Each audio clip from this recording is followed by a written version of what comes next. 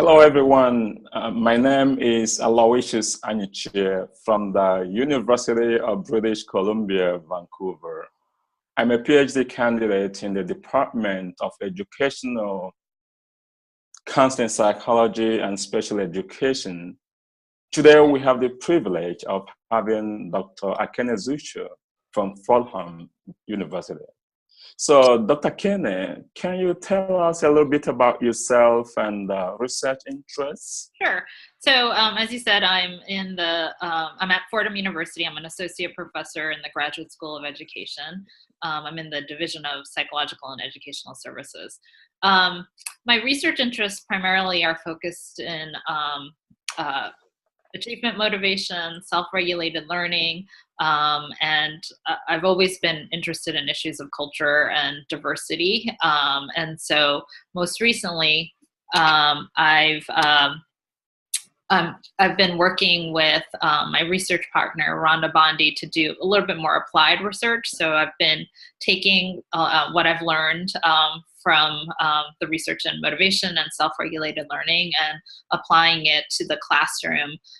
We've been developing a professional development program that's aimed at differentiated instruction. I think it's a topic that is certainly relevant to my context in New York City, but I think it's a common problem that teachers face, where you have a lot of students at different ability levels within a classroom, and you don't really often know how to challenge the stronger students as well as the students who may need additional support at the same time.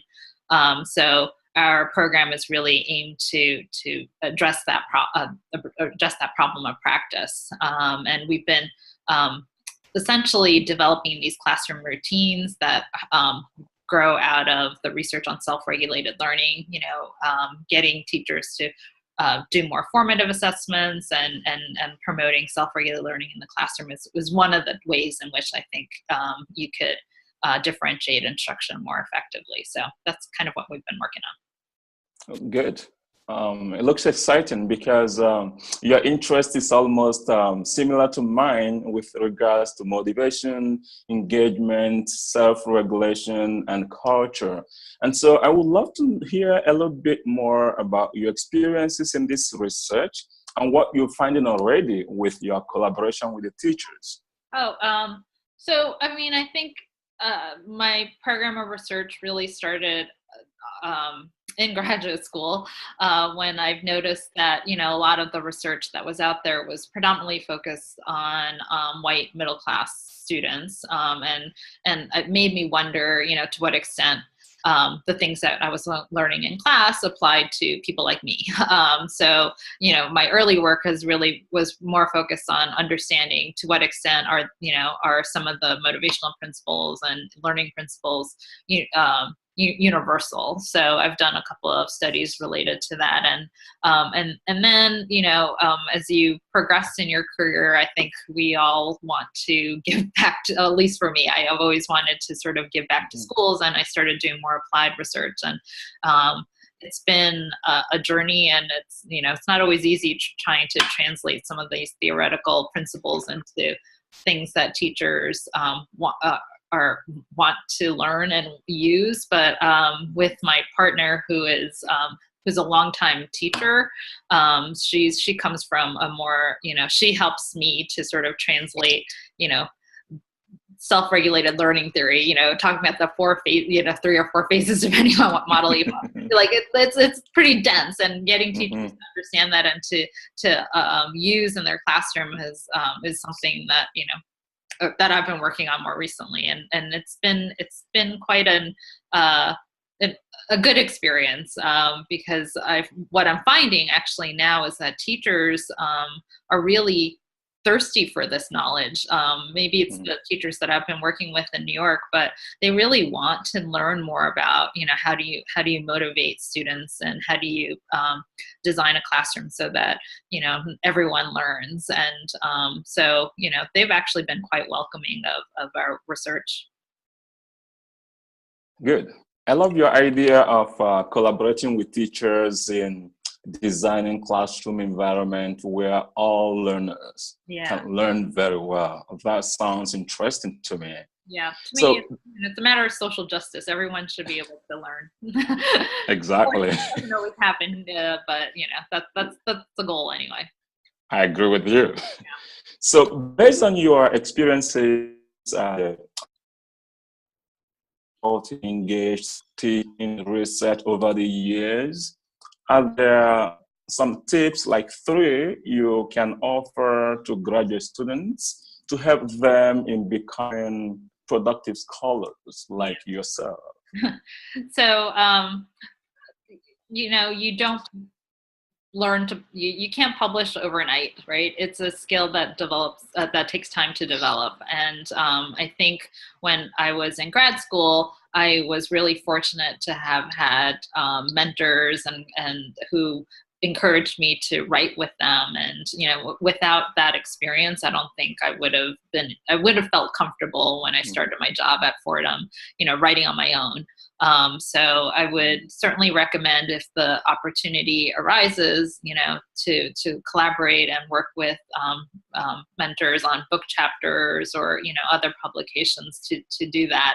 I think that was how I learned really a lot of my writing skills, and certainly writing with scholars who know what they're doing helps. Same thing with research too. Like I really I look back fondly, but I on my graduate career, because I spent a lot of that time working on research projects with other graduate students, but also, my mentors. And through that, I think I've developed a really good foundation in research methods, in particular quantitative ones for me. But I think that foundation has really served me over time.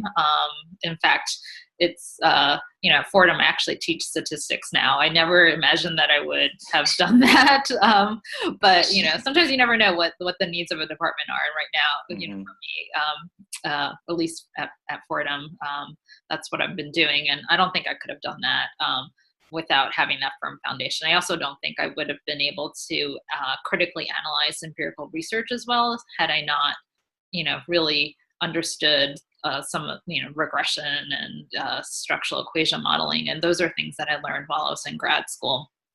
One thing I didn't learn so well is HLM, and I kind of regret not taking a course in HLM. I learned a lot during grad school, but that's one thing that I know I should have. And I feel like it has prevented me. Well, not necessarily to publish, but I would like to do some more sophisticated designs, and sometimes it's hard for me because I'm at a place where I can't always rely on graduate students to have that knowledge too. So I think developing your methodological toolkit is really important. Qualitative research too, if you have opportunities to pursue that, I think that's also important. But but to the extent that EdPsych is really still quantitatively based, getting a firm understanding of statistics, I think is crucial. The third thing that I think is important to at least keep in mind is, when you're in grad school, you may not think it, but you have more time to explore, to read, to really get, to learn. My mentors always emphasize that it's important to go deep. And so rather than sort of become, knowledgeable about a lot of different areas, they often said, really take 1 or 2 topics that you're passionate about or, want to learn more about, and try to understand, sort of the philosophical and historical roots of those, whatever those topics are, because the more that you go deep, you start to sort of see different trends in the field, and oftentimes these trends are fairly similar. You sort of see certain tensions, and I think that makes you more analytical, and I think it's gives you sort of appreciation of, you know, how some of what we talk about in current research, you know, how that maps onto, you know, research in other areas. And you know, a lot of what we talk about sometimes, you know, it's cyclical, so it kind of comes around. And the more you have an understanding of that, I think it lets you, you know, become more of a bigger thinker, I guess. And you know, and I think that also helps in terms of research productivity when you can sort of see general trends. It you know, at least certainly when it comes to publishing in, you know, journals like Educational Psychologist, or, you know, that helps. Thank you so much for these wonderful tips that focused on publishing and developing methodological toolkits and delving deep into a particular area of research interest. We are very happy having you today, sharing your own research and offering graduate students some tips. We wish you all the best in your research. Thank you. Same to you. Thank you. All right.